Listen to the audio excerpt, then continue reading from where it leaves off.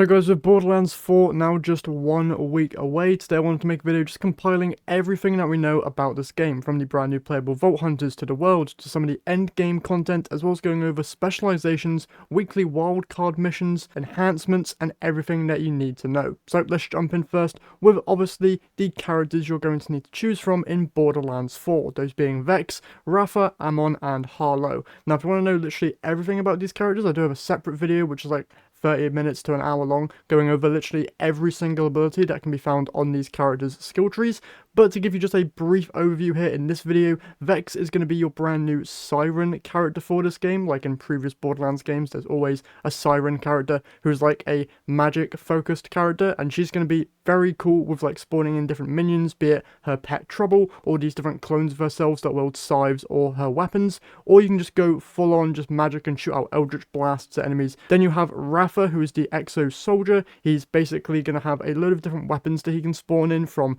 dual blade knives for third person melee combat, you've got automated turrets, and also a secondary like laser cannon that can like shoot out a whole range of different projectiles. Then you have Amon, who is the Forge Knight. He's going to be basically your tank class for this game, and is also able to summon a whole load of different like melee weapons, from giant hammers to axes to swords to whips, shields, all of it, and can even charge up his fist to do some really cool melee combat as well. And then you have Harlow, who is the Gravatar, and she has a load of science and technology based abilities. One is very familiar to a Borderlands 2 ability, Phase Lock I believe it was called, where she can just trap people in this kind of bubble. Then she also has an ability where she can spawn in like this giant cannon and shoot out a really large projectile that can either bounce between people or just freeze people or detonate on command, which is very cool. And then she also has her protective dome, which she can move around and also freeze enemies within. So these characters are very cool, and you can also expect there to be a whole load of customization options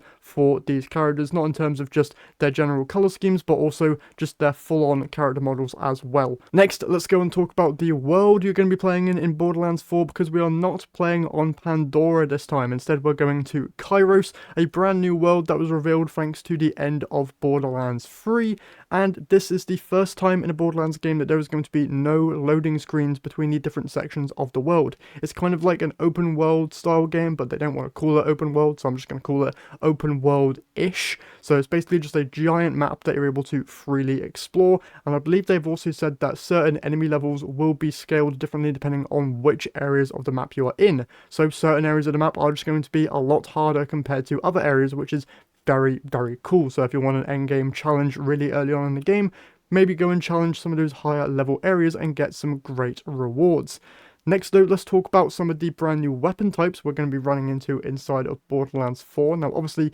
we do have some familiar ones returning, obviously, like the Tediore, Maliwan, Jacobs, Vladof, and Torg weapons, but now we have 3 brand new ones. The first one being the Order, which needs extra ammo loaded into it to fire high-powered bursts in order to eliminate targets with precise energy. Then we have the Ripper faction, which needs a moment to spin up before blasting a full auto for as long as the trigger is held. And then Deadless is a weapon type that is able to use multiple different ammo types, so think like full auto assault rifles and shotguns to burst fire pistols and SMGs. These weapons are going to be very interesting paired with the other weapons, especially thanks to the brand new modded parts system, I believe it's called, where you can take different parts of weapon foundries in order to make your kind of own god roll weapons. So you can have like a Maliwan magazine, Jacob's barrel, a Vladof stock, or just different parts of these different weapon foundries to get the benefits of all those weapon foundries into one weapon, which is just going to be so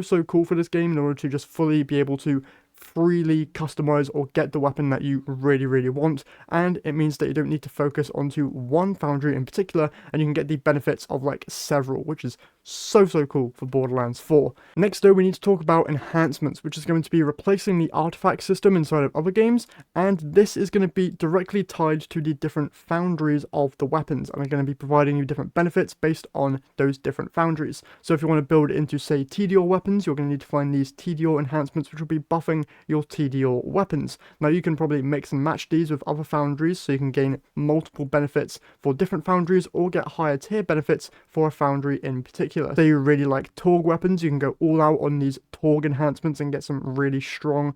benefits, or you can go out and go get some Torg, Maliwan, or Tedior enhancements to just spread the love there to different weapon archetypes, especially if you're running weapons with multiple different foundry mods or parts on that one weapon. Now then, let's talk a little bit about the end game in Borderlands 4. This is some of the stuff that was just recently announced, and they're calling the end game the Ultimate Vault Hunter mode, and there's also going to be a brand new skill tree unlocked with Ultimate Vault Hunter mode called Specializations. Now this is going to be a separate skill tree to your main character skill tree, and you'll unlock this basically at the end game. And once you get to the end game, there's going to be a brand new tutorial that's going to be teaching you all the new things that you can do in the end game of Borderlands 4, which I think is very, very good for this game, because there have been several times in Borderlands games where I complete the campaign and I'm just completely lost on what I need to do next in terms of end game grind. So having a full-on tutorial that's going to teach me how to do all the end game stuff, for me personally, is a very, very good addition. Alongside this, after you complete the campaign, your other characters, even if you haven't made them yet, will start already at level 30, so there's no need to go through the leveling process again, which is amazing,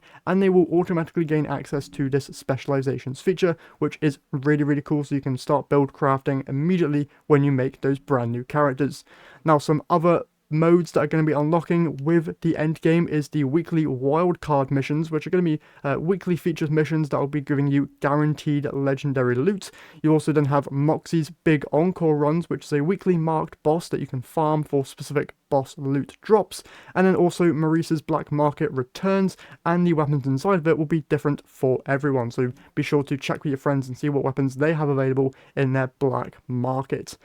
Now, alongside this, we also have firmware set bonuses for loot coming in the end game, but these aren't specifically tied to gear pieces, so it seems you can freely swap in and out the different set bonuses from these firmware set pieces, which is very, very cool. Just another level of build crafting in the end game, which is absolutely amazing.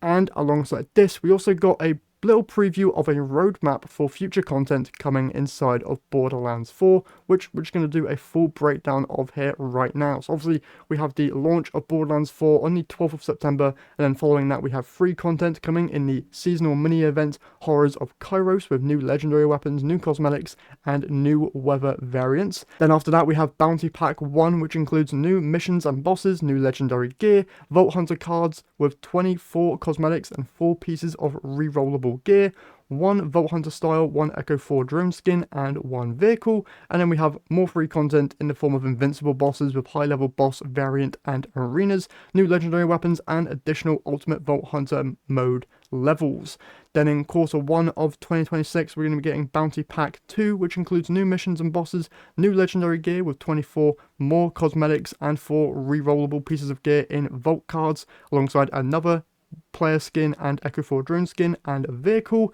Then we're going to be getting a new story pack, which includes a brand new DLC Vault Hunter, new main story mission, new map zone, new side missions, new legendary gear, and new cosmetics, including 4 new Vault Hunter heads and styles, 4 weapon skins, 2 vehicle skins, 3 Echo 4 drone skins and attachments, and 1 Echo 4 frame. And then beyond quarter 1 of 2026, they're going to be introducing Bounty Packs 3 and 4, Story Pack 2, and more invincible bosses, and a whole lot more on top of that. Now, we do not know anything about this brand new Vault Hunter other than the silhouettes that we got here, and they refer to them as a he, so it's going to be probably a male character. But other than that, we know literally nothing about this brand new Vault Hunter, but it is so good to see that we're getting more Vault Hunters similar to what we did in Borderlands 2, because a lot of people preferred that system over the additional DLC skill trees that were introduced in Borderlands 3. So it's great to see that we are returning to this system, and we can expect these Vault Hunters to probably have the same amount